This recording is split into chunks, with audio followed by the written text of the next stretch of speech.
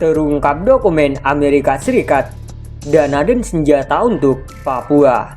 Melansir dari Tempo.co, Washington, banyak hal yang terungkap ketika dokumen Amerika Serikat yang baru-baru ini dideklasifikasi membuka dan bantuan dana dan senjata dari Amerika Serikat pada tahun 1960-an di Papua. Dana dan bantuan Amerika itu diberikan untuk melawan pasukan Indonesia yang dianggap melakukan kolonisasi di wilayah tambang kaya raya itu.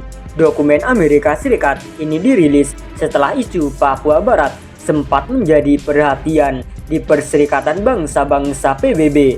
Menteri Pertahanan Indonesia Ramzirat Reskudu pada pekan lalu menegaskan bahwa para aktivis yang menghadiri pertemuan kemerdekaan pro Papua di Vanuatu harus ditangkap saat kembali ke Indonesia.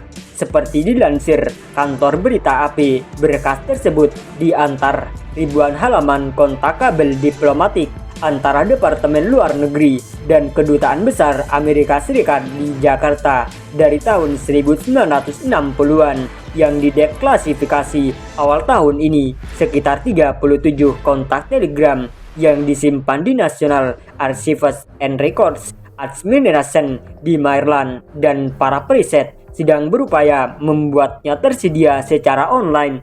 Dokumen itu mencatat pada 1967 pemerintah Amerika Serikat membantu perusahaan pertambangan Freeport untuk mengeksploitasi deposit tembaga dan emas yang kaya di Papua. Di dokumen itu juga terungkap bantuan itu dibicarakan setahun sebelumnya melalui kabel April 1966 dari Departemen Luar Negeri, mencatat pembicaraan intensif Marcus Kaysepo, seorang pemimpin Papua yang diasingkan dengan pejabat senior Amerika Serikat.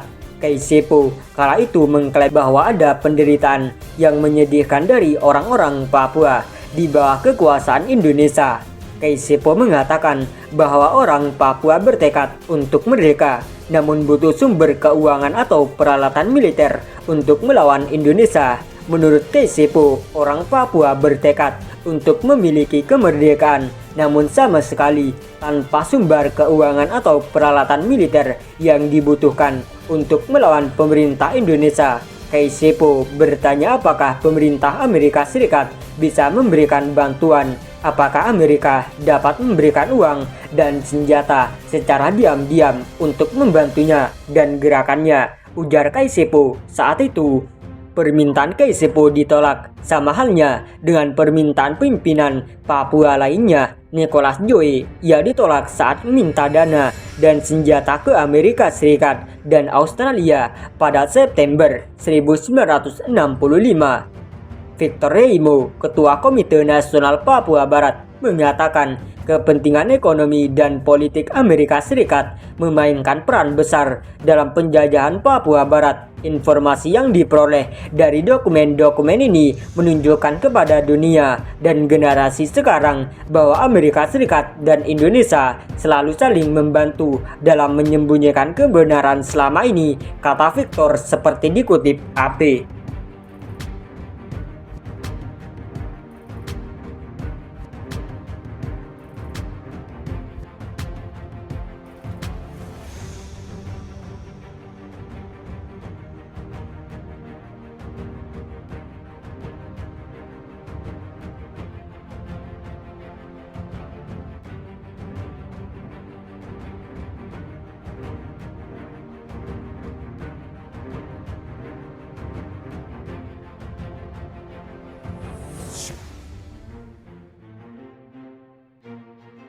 Anggota DPR minta TNI Polri gunakan tangan besi tumpas KKB di Papua.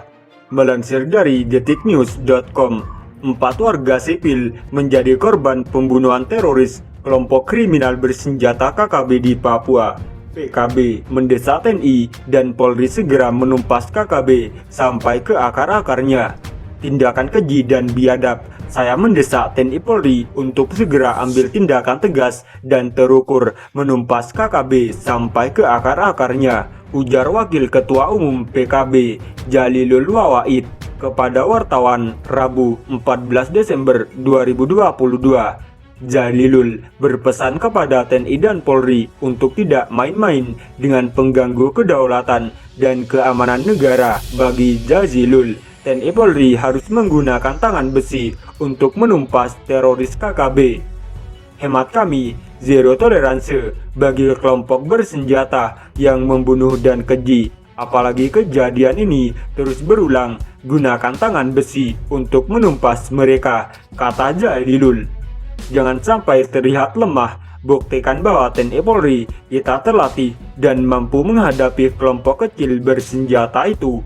Jika masih kurang kuat maka tambah lagi dukungan fasilitas, logistik, dan personil agar segera tuntas, lanjut anggota Komisi 3 DPR itu.